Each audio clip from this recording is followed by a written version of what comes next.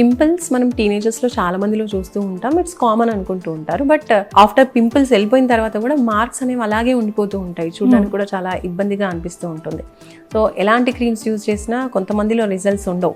So వాళ్ళకి క్లినికల్గా ఎలాంటి treatments ఉంటాయి? స్కార్స్ అన్నది చాలా ట్రిక్కీ సబ్జెక్ట్ అండి. ఎందుకంటే మనకు స్కార్ ఫామ్ అయ్యేది ఎందుకు ఫామ్ అవుతుంది అంటే కింద కొలాజన్ అని ఉంటుంది ఎవరికన్నా, అది మనకు బర్త్ నుంచే వస్తుంది. ఆ కొలాజన్ అన్నది బ్రేక్ అయినప్పుడు కానీ తగ్గిపోయినప్పుడు కానీ మనకు స్కార్స్ అన్నది ఫామ్ అవుతాయి. అండ్ క్రీమ్స్ ఏవి స్కార్స్ ని రిపేర్ చేయడానికి కొలాజన్ అన్నది ప్రొడ్యూస్ చేయలేవు. కొలాజన్ ప్రొడ్యూస్ చేయగలిగేది ఓన్లీ వూండ్ హీలింగ్, అంటే మనకు దెబ్బ తగిలినప్పుడు అక్కడ మన బ్రెయిన్ ఒక రిఫ్లెక్స్ పంపిస్తుంది అనమాట, ఇక్కడ దెబ్బ తగిలింది, దీన్ని మీరు రిపేర్ చేయాలి.